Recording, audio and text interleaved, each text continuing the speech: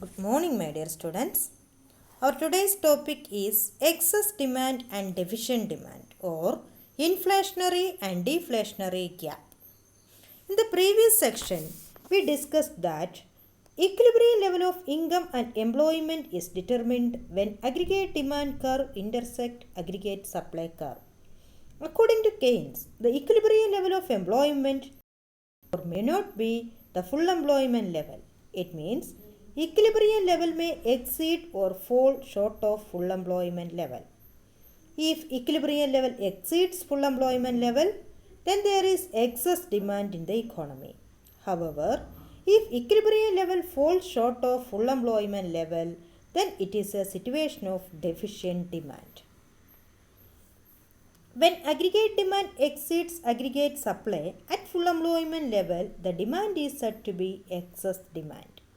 At this level, the gap between aggregate demand and aggregate supply is known as inflationary gap, because this may lead to inflationary situation in the economy. Inflationary gap refers to the gap by which actual aggregate demand exceeds aggregate demand required to establish full employment equilibrium.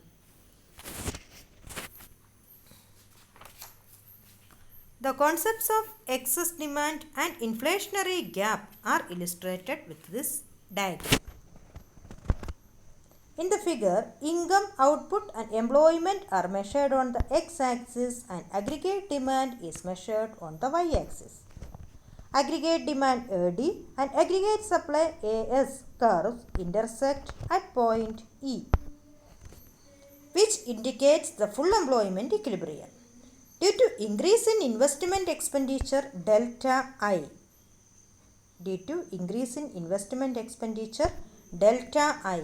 aggregate demand rises from AD to AD1, or this actual AD.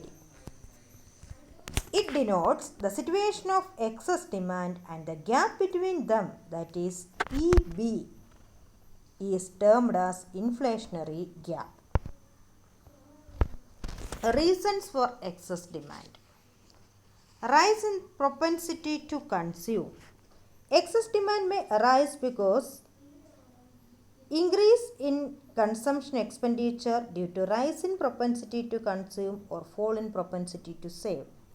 Reduction in taxes. It may also occur due to increase in disposable income and the consumption demand because of decrease in taxes. Increase in government expenditure. A rise in government demand for goods and services due to increase in public expenditure will also result in excess demand. Increase in investment. Excess demand can also arise when there is increase in investment due to decrease in rate of interest or increase in expected returns. Fall in imports.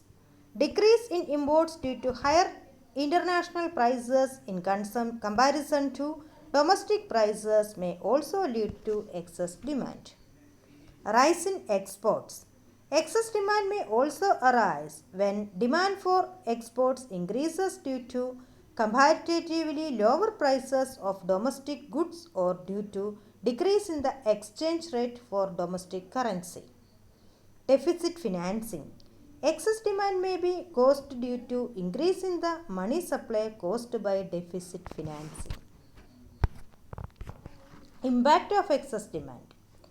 Effect on output. Excess demand does not affect the level of output because economy is already at full employment level and there is no idle capacity in the economy. Effect on employment. There will be no change in the level of employment as the economy is already operating at full employment equilibrium and there is no involuntary unemployment. Effect on general price level. Excess demand leads to rise in the general price level known as inflation as aggregate demand is more than aggregate supply. Deficient demand. Deficient demand refers to the situation when aggregate demand is less than aggregate supply corresponding to full employment level of output in the economy. The situation of deficient demand arises when planned aggregate expenditure falls short of aggregate supply at the full employment level. It gives rise to a deflationary gap. Deflationary gap is the gap by which actual aggregate demand falls short of aggregate demand required to establish full employment equilibrium.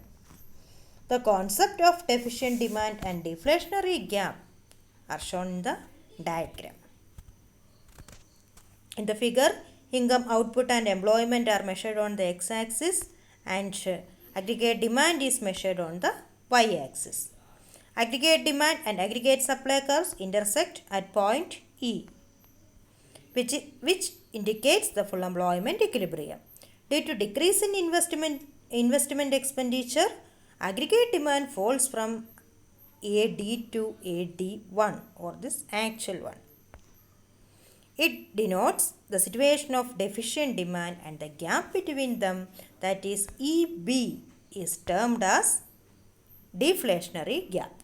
Point E1 indicates the underemployment equilibrium. Reasons for deficient demand.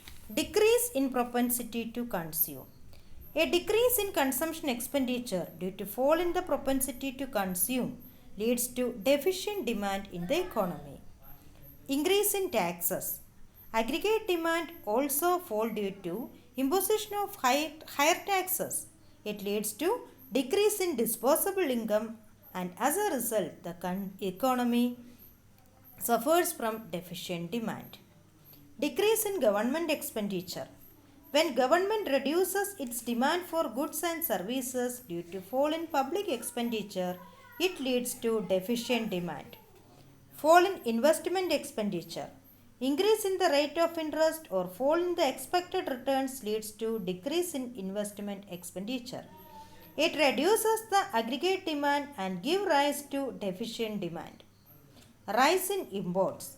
When international prices are comparatively less than the domestic prices, then it may lead to rise in imports, implying a cut in the aggregate demand. Fall in exports. Export may fall due to comparatively higher prices of domestic goods domestic good or due to increase in exchange rate for domestic currency. This will lead to deficient demand. Impact of deficient demand. Deficient demand creates many difficulties in the economy. Due to deflationary nature, generally, deficient demand adversely affects the level of output, employment and price level in the economy. Effect on output. Due to lack of sufficient aggregate demand, there will be an increase in the inventory stock. It will force the firms to plan for lesser production for the subsequent period. As a result, planned output will fall. Effect on employment. Deficient demand causes involuntary unemployment in the economy due to fall in planned output. Effect on general price level. Deficient demand causes the general prices to fall due to lack of demand for goods and services in the economy. Thank you.